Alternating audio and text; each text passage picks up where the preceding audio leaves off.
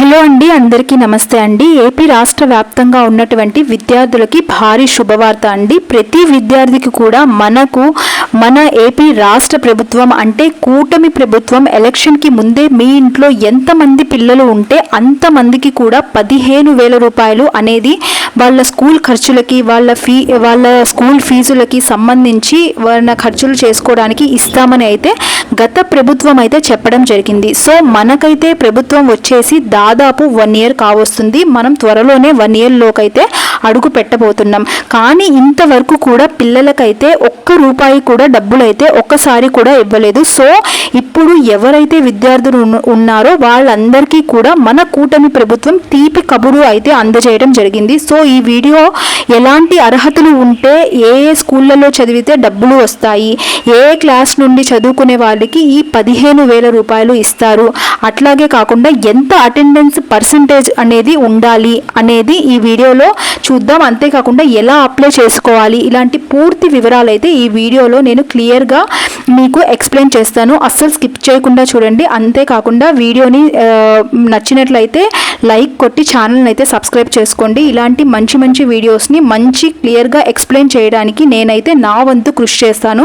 ఒక్క లైక్ కొట్టి నన్ను అయితే ఎంకరేజ్ చేయండి. సో మరి లేట్ చేయకుండా వీడియోలోకి వెళ్ళిపోతాం.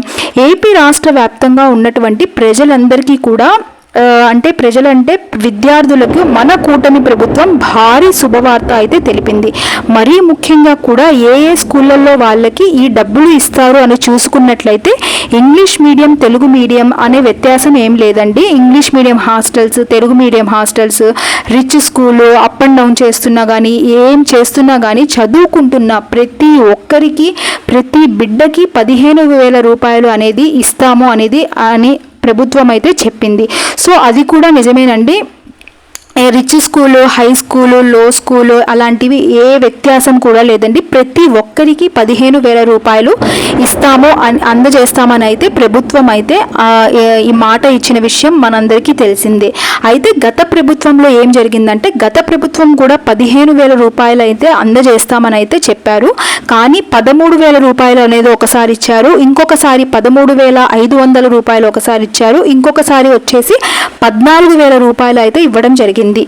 కానీ ఈ ప్రభుత్వం మాత్రం అంటే ప్రస్తుతం ఉన్న ప్రభుత్వం మాత్రం ఇలాంటి లిటిగేషన్స్ అయితే ఏం పెట్టలేదండి. ప్రతి రూపాయి కూడా పిల్లలకే చెందేలా చేస్తామని అయితే ప్రతి బిడ్డకి కూడా 15,000 రూపాయలు అనేది అందజేస్తామని చెప్పడం జరిగింది. అయితే ఈ డబ్బులు పిల్లలకు ఖచ్చితంగా రావాలి అంటే ముఖ్యంగా వచ్చేసి అటెండెన్స్ అనేది చాలా ఇంపార్టెంట్ అండి. చాలామంది పిల్లలు సరిగ్గా స్కూళ్ళకు కూడా వెళ్లకుండా ఉంటారు. సో అలాంటి వాళ్ళకి ఖచ్చితంగా గుర్తుపెట్టుకోండి, అటెండెన్స్ అనేది లేకపోతే ఈ 15,000 రూపాయలు అనేది రావు అనేదైతే మీరు ఖచ్చితంగా గుర్తుపెట్టుకోవాలి. ఇప్పుడు ఎలా అటెండెన్స్ అనేది లేకపోతే ఈ 15,000 రూపాయలు అయితే మీరు మర్చిపోవాల్సి వస్తుందండి. అటెండెన్స్ అంటే 75% అటెండెన్స్ అయితే ఖచ్చితంగా ఉండాలండి. ఎందుకంటే ఇప్పుడు ఈ ప్రభుత్వం ఏంటంటే ప్రతి బిడ్డకి కూడా ఇస్తామని చెప్పారు. మీ ఇంట్లో ఒకరు కానీ, ఇద్దరు కానీ, ముగ్గురు కానీ, 5 మంది పిల్లలు ఎంతమంది ఉన్నా సరే ఇస్తామని చెప్పారు. సో 5 మంది పిల్లలకి ప్రభుత్వం తెచ్చి ఇవ్వాలి అంటే వాళ్ళ దగ్గర కూడా బడ్జెట్ ఉండాలి. సో ఈ బడ్జెట్ ఉండాలి అంటే ఒక్కొక్కసారి ఒక్కొక్క ప్రభుత్వానికి బడ్జెట్ ఉండొచ్చు, లేకపోవచ్చు. కానీ మనకు చెప్పిన మాట అనేది ఖచ్చితంగా నెరవేర్చాలి.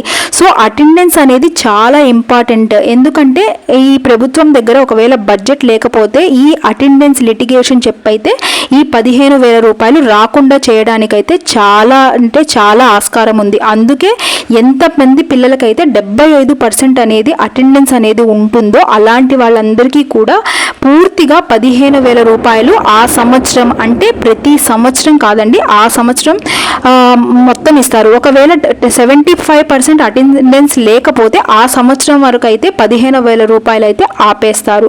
ఇది ఒక్కటి మీరు గుర్తుపెట్టుకోండి. లేకుంటే అటెండెన్స్ తక్కువ అయితే ఈ చిన్న లిటిగేషన్ ద్వారా చాలా మందికి 15,000 రూపాయలు అనేది ఆపే అవకాశం అయితే ఉంటుంది. ఎందుకంటే ప్రభుత్వం దగ్గర బడ్జెట్ ప్రతిసారి ఉండదు కాబట్టి, హెచ్చుతగ్గులుగా ఉంటుంది కాబట్టి ఇట్లాంటి లిటిగేషన్స్ పెట్టేదైతే చాలా ఉంది. అందుకే అటెండెన్స్ అనేది చాలా ఇంపార్టెంట్.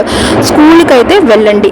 కేవలం పిల్లలకి అంటున్నారని చెప్పేసి అందరి పిల్లలకైతే ఇవ్వరండి. కేవలం ఎవరైతే స్కూళ్ళకి వెళ్ళి చదువుకుంటున్నారో వాళ్ళకే కొంతమందికి ఇస్తారు. అంటే కొంతమంది చదువు ఆపేసి ఇంట్లో కూడా ఉంటారు, అట్లాంటి పిల్లలకైతే ఇవ్వరండి. ఎవరైతే చదువుకుంటున్నారో వాళ్ళకే ఫస్ట్ క్లాస్ నుంచి ఇంటర్మీడియట్ వరకు చదువుకుంటున్న ప్రతి పిల్లకి కూడా, ప్రతి పిల్లవాడికి మీ ఇంట్లో 3 కానీ 2 కానీ 5 మంది పిల్లలు ఉన్నా సరే మీరు కనుక స్కూళ్ళకి వెళ్తున్నట్లయితే 75% 75% కనుక మీకు అటెండెన్స్ ఉంటే ప్రతి పిల్లవాడికి కూడా ఇస్తారు. సో మీ పిల్లల రేషన్, మీ పిల్లల బ్యాంక్ అకౌంట్ ఉందా లేదా అనేది ఒకసారి మీరు చూసుకోవాలి. ఒకవేళ మీ పిల్లలు చిన్న పిల్లలు అయ్యుండి బ్యాంక్ అకౌంట్ చేయకపోతే జాయింట్ అకౌంట్, అంటే మదర్తో జాయింట్ అకౌంట్ లేదు అనుకుంటే కేవలం మదర్ అకౌంట్ ఇచ్చినా కూడా పర్వాలేదు.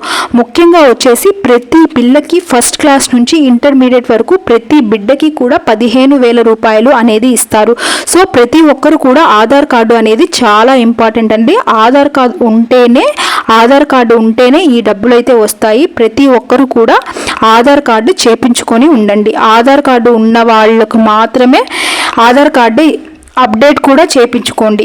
సో మరి ఈ డబ్బులు ఎప్పటి నుండి ఇస్తారు అంటే జూన్ నెలలో స్కూల్ ప్రారంభమైన స్టార్టింగ్ నుంచే బ్యాగ్స్, యూనిఫామ్స్, షూస్, ఈ కిట్ అనేది ఇస్తారు. దాంతో పాటుగా ఈ 15,000 రూపాయలు కూడా బ్యాంక్ ఖాతాల్లో నేరుగా అయితే మీ బ్యాంక్ ఖాతాల్లో అయితే పడతాయి. అయితే ఈ మే నెల నుండి దీనికి సంబంధించిన రిజిస్ట్రేషన్స్ అనేది జరుగుతున్నాయి అన్నమాట.